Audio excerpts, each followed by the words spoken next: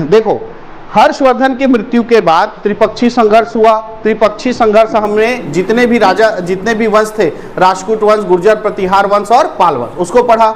उसके बाद हमने देखा कि जो हर्षवर्धन को मारने वाला कौन था, पुलकेशिन द्वितीय, जो चालुक्य वंश था, उसको भी हमने पढ़ लिया। अब चालुक्य वंश का राजा पुलकेशिन द्वितीय को हराने वाला कौन था, पल्लव वंश का राजा नरसिंह वर्मन, उस पल्लव वंश को भी हमने पढ़ लिया। ठीक, लेकिन जब हर्षवर्धन की मृत्यु हुई तो भारत में बहुत सारे छोटे छोटे राजवंशों का उदय हुआ।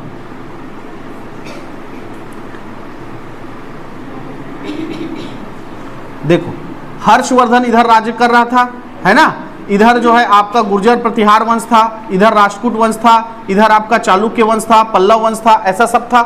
अब हर्षवर्धन की यहाँ पे क्या हो गई, मृत्यु हो गई, और धीरे धीरे ये वंश लोग भी क्या होते गए, समाप्त होते गए। और फिर जब 7वीं शताब्दी यानी कि 800 ईस्वी से लेकर 1200 ईस्वी तक, 800 ईस्वी से लेके 1200 ईस्वी तक यहाँ पर बहुत सारे राजवंश आए। जैसे यहाँ पर आया चंदेल वंश, यहाँ पर क्या आया, चंदेल वंश, है ना, जो मालवा वाला क्षेत्र है ना, क्या बोलते हैं, एमपी का ग्वालियर वाला क्षेत्र है, वो कौन सा है, चंदेल वंश है ना। इसी से लगा हुआ यहाँ पर कौन सा था, परमार वंश।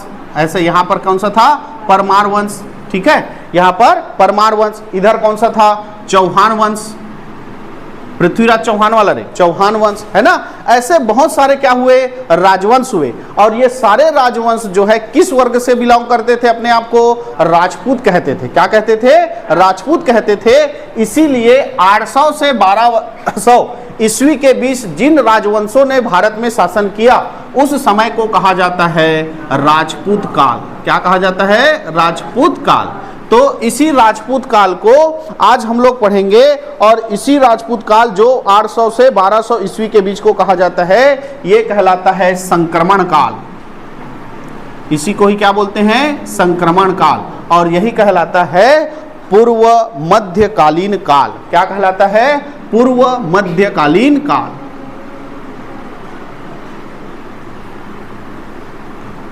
ठीक है, पूर्व मध्यकालीन काल। इसमें बहुत सारे राजवंश हुए, तो सारे राजवंश को एक साथ तो पढ़ नहीं सकते, तो अलग अलग पढ़ेंगे।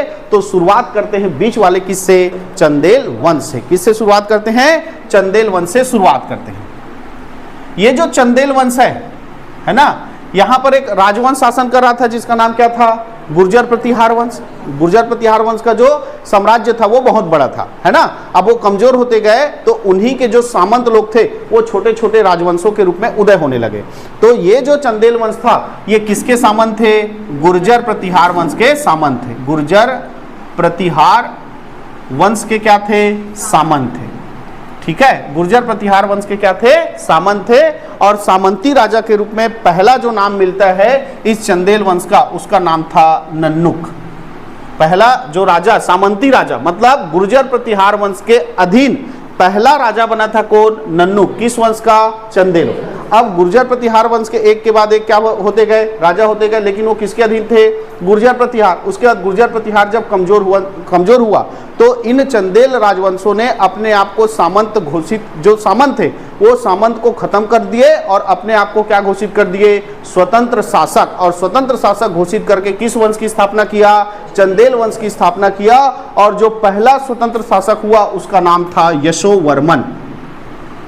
यशोवर्मन। तो इस चंदेल वंश का संस्थापक कौन था, यशोवर्मन। स्वतंत्र शासक के रूप में इस चंदेल वंश को स्थापित करने वाला कौन था, यशोवर्मन। इसीलिए आपको पूछा जाएगा कि चंदेल वंश का संस्थापक कौन है, तो संस्थापक का नाम क्या आएगा, यशोवर्मन। चंदेल वंश का संस्थापक कौन है, यशोवर्मन। और पहला चंदेल वंश का सामंती राजा पूछेगा तो वो कौन आएगा, नन्नू। किसके सामंत थे पूछेगा तो किसके सामंत थे, गुर्जर प्रतिहार वंश के सामंत थे। क्लियर है। अब पहला स्वतंत्र शासक बन गया चंदेल वंश का कौन, यशोवर्मन। अब राजा बने तो राजधानी बनाना पड़ेगा, तो इसने महोबा, कालिंजर, है ना, महोबा या इसी को क्या बोलते हैं, कालिंजर। महोबा या कालिंजर, इसको अपनी क्या बनाई, राजधानी बनाई, है ना। तो चंदेल वंश की राजधानी क्या थी, महोबा। चंदेल वंश की राजधानी क्या थी, महोबा, जिसको आज हम लोग कालिंजर के नाम से जानते हैं। ठीक है, इसको राजधानी बनाई। उसके बाद यहाँ पर है एक जगह जिसका नाम है खजुराहो। खजुराहो मध्य प्रदेश वाले एरिया में है ना, खजुराहो। वहां पर कदरिया महादेव मंदिर के निर्माण कार्य का प्रारंभ किया, है ना। खजुराहो में जो हमारा भोरमदेव देखे हो ना, भोरमदेव में जैसा मंदिर है वैसा ही मंदिर कहाँ है, मध्य प्रदेश के खजुराहो में। मध्य प्रदेश के कहाँ है, खजुराहो में, है ना। कौन सा मंदिर है कौन सा मंदिर है, कदरिया महादेव मंदिर, कदरिया महादेव मंदिर। इसके निर्माण कार्य को इसने क्या किया, प्रारंभ किया। इसके अलावा यहाँ पर विष्णु मंदिर, चतुर्भुज मंदिर का भी इन्होंने क्या किया था, निर्माण किया था। क्लियर है। तो यशोवर्मन ने महोबा को राजधानी बनाया और खजुराहो में कदरिया महादेव मंदिर का निर्माण कार्य क्या किया, प्रारंभ किया। क्लियर है। निर्माण कार्य प्रारंभ किया और इसकी क्या हो गई, मृत्यु हो गई। और उसके बाद राजा बना इसका बेटा, जिसका नाम था धंगदेव। क्या नाम था, धंगदेव। तो इसने निर्माण कार्य को क्या किया, पूरा किया। निर्माण को क्या किया, पूरा किया, है ना। कदरिया महादेव मंदिर का निर्माण कार्य प्रारंभ किसने किया था, यशोवर्मन ने। और उसके निर्माण कार्य को पूरा करने वाला राजा कौन था, धंगदेव। कौन था, धंगदेव। और इसके बाद राजा का नाम मिलता है विद्याधर। विद्याधर। और भी राजा हुए होंगे, लेकिन प्रसिद्ध राजा को ही पढ़ेंगे। बहुत लंबा समय तक चला है, 800 से 1200 ईस्वी तक ये चंदेल वंश था। ठीक है। तो देखो, जब चंदेल वंश का राजा कौन था, विद्याधर। चंदेल वंश का राजा कौन था, विद्याधर था। तब विदेशी आक्रमणकारी लोग आ चुके थे, मुस्लिम आक्रमणकारी लोग आ चुके थे। और उसी एक मुस्लिम आक्रमणकारी का नाम था महमूद गजनवी। महमूद गजनवी। ये महमूद गजनवी क्या करता था, भारत में आक्रमण करता था, उस राज्य के राजा को हराता था, लूट लेता था, पूरा राज्य को तबाह कर लेता था और वापस चला जाता था। ठीक है। तो इसका इतना खौफ था कि कन्नौज का उस समय राजा था, प्रतिहार वंश का राज्यपाल। कन्नौज का प्रतिहार वंश का राजा कौन था, राज्यपाल। इस राज्यपाल ने बिना लड़े महमूद गजनवी की क्या कर ली, अधीनता स्वीकार कर ली। समझ में आ रहा है क्या बोल रहा हूं। महमूद गजनवी भारत पर क्या करता था, आक्रमण करता था। तो कहाँ आक्रमण किया उसने, कन्नौज पर। कौन राजा था उस समय, राज्यपाल। आक्रमण किया। तो इस राज्यपाल को इससे लड़ना चाहिए था कि नहीं लड़ना चाहिए था, लड़ना चाहिए था, है नहीं भाई। लेकिन बिना लड़े इसने क्या कर लिया, अधीनता स्वीकार कर लिया। मैं नहीं लड़ू दादा, तो जेल लेना है तेल लेक जैसे। कौन, राज्यपाल। ये बात पता चला किसको, विद्याधर। दिमाग खराब हो गया, है ना, कि तू राजा है, अपने प्रजा के हित के लिए, राज्य के लिए तुम्हें क्या करना चाहिए, लड़ना चाहिए। लेकिन तुमने क्या किया, अधीनता, तुमको राजा रहने का कोई अधिकार नहीं करके विद्याधर ने किसको मार दिया, इस राज्यपाल को मार दिया। सिर्फ किस लिए कि तुमने बिना लड़े क्या किया, अधीनता स्वीकार। ये बात पता चला किसको, महमूद गजनवी। महमूद गजनवी समझ गया कि इस भारत में इस विद्याधर से पंगा लेना क्या है, ठीक नहीं है। जो मेरा अधीनता स्वीकार किया उस राजा को ही निपटा दिया तो कितना शक्तिशाली होगा। तो मैं उससे लड़ने जाऊंगा तो मैं भी क्या हो जाऊंगा, मारा जाऊंगा, हार जाऊंगा। तो एकमात्र राजा जिससे महमूद गजनवी ने शांति समझौता किया है वो राजा कौन है, विद्याधर। महमूद गजनवी ने जिससे शांति समझौता किया वो राजा कौन है, विद्याधर। याद रखना, महमूद गजनवी ने केवल एक ही राजा से शांति समझौता किया है और वो राजा कोई और नहीं है, चंदेल वंश का कौन है, विद्याधर। ठीक है। तो विद्याधर जो है उसके समय महमूद गजनवी ने कन्नौज के राजा राज्यपाल के ऊपर आक्रमण किया, लेकिन उसने बिना लड़े ही अधीनता स्वीकार कर दी, जिसके कारण विद्याधर ने उसकी क्या कर दी, हत्या कर दी। और बाद में महमूद गजनवी ने इस विद्याधर से क्या किया था, शांति समझौता किया था। आगे बढ़े। इसके बाद इस वंश में एक राजा का नाम मिलता है जिसका नाम है कीर्तिवर्मन। कीर्तिवर्मन। ठीक है। कीर्तिवर्मन के दरबार में एक वो था, नाटककार था जिसका नाम था कृष्ण मिश्र।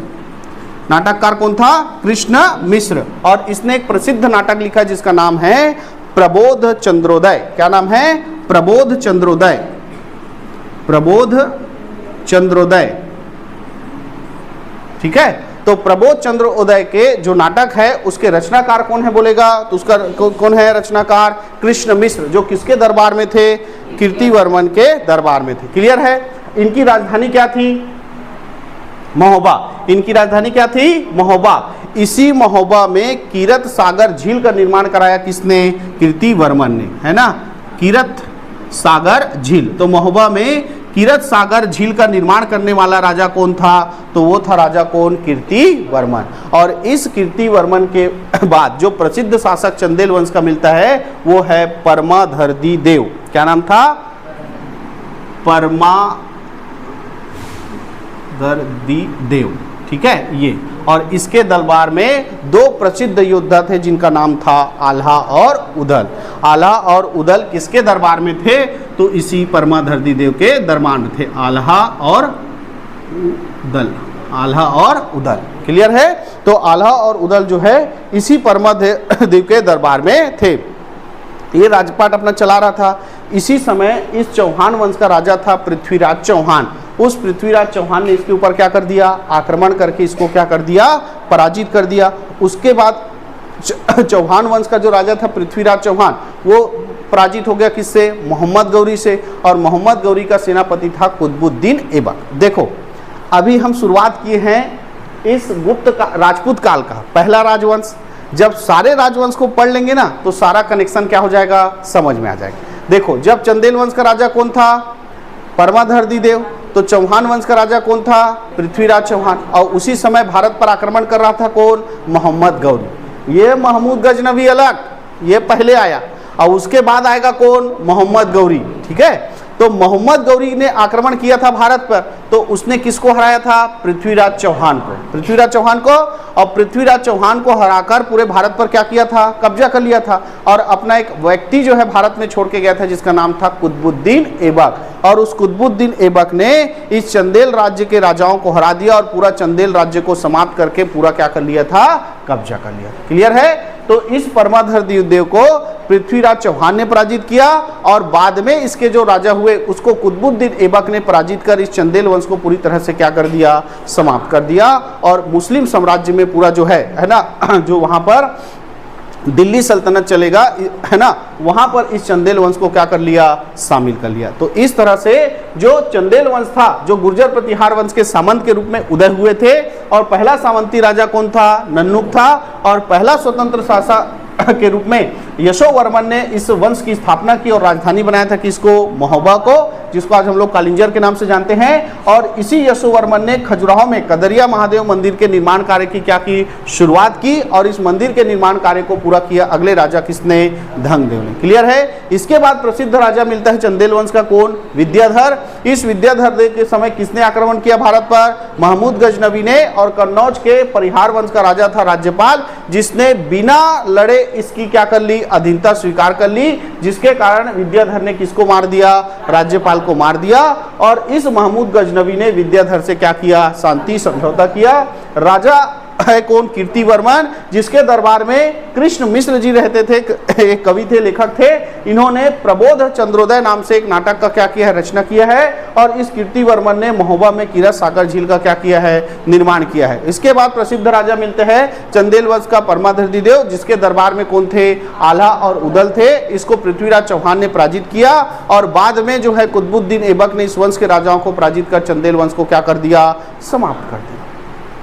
क्लियर? चंदेल वंश। चंदेल वंश से लगा हुआ कौन सा वंश है? परमार वंश। चले आगे, कौन सा वंश पढ़ेंगे? परमार वंश।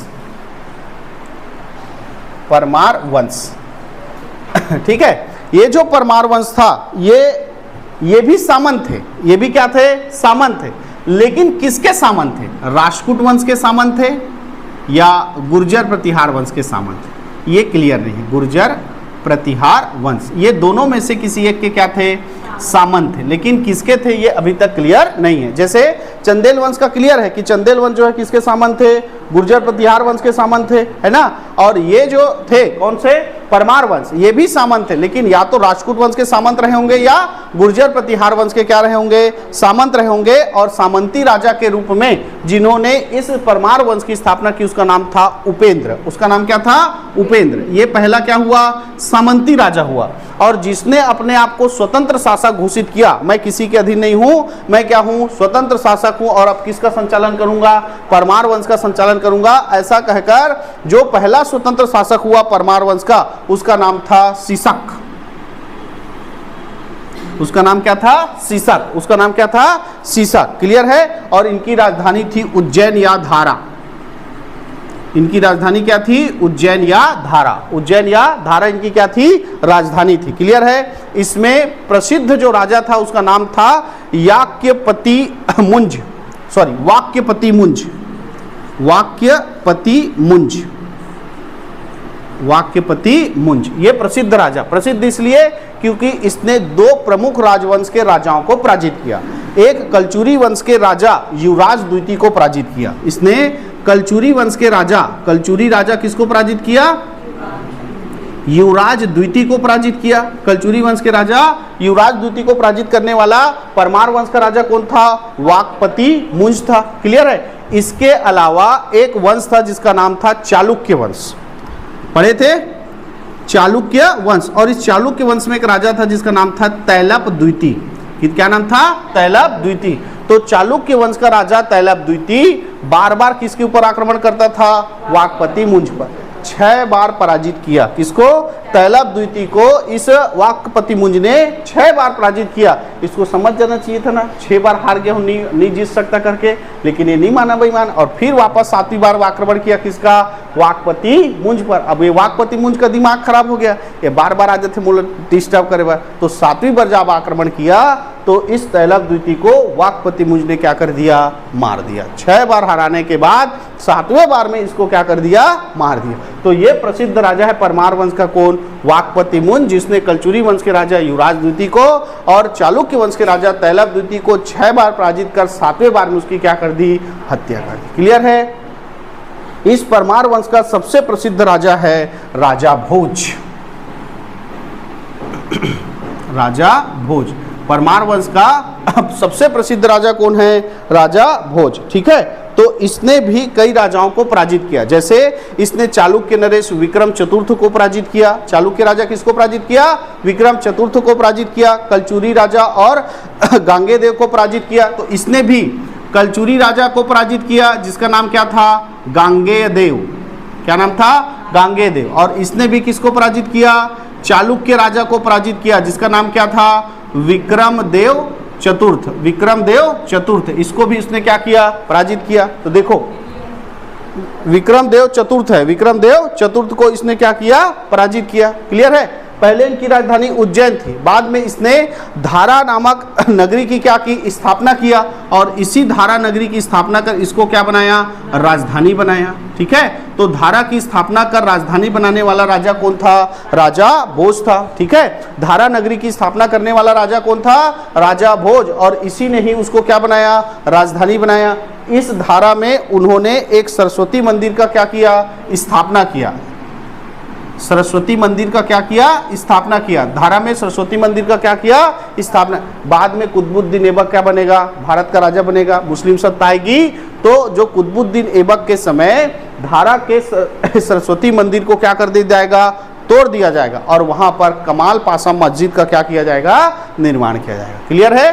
तो यहीं पे दोनों याद कर लो कि धारा में सरस्वती मंदिर का स्थापना किसने किया? राजा भोज ने किया। धारा का जो सरस्वती मंदिर है उसको किसने तोड़वाया? कुतुबुद्दीन ऐबक ने। और वहां पर क्या बनवाया? कमाल पासा का मस्जिद। क्या बनाया? कमाल पासा के मस्जिद का क्या किया? निर्माण किया। क्लियर है? धारा के बाद इसने एक और शहर बसाया जिसका नाम था भोजनगर। क्या बनाया? भोजनगर, है ना?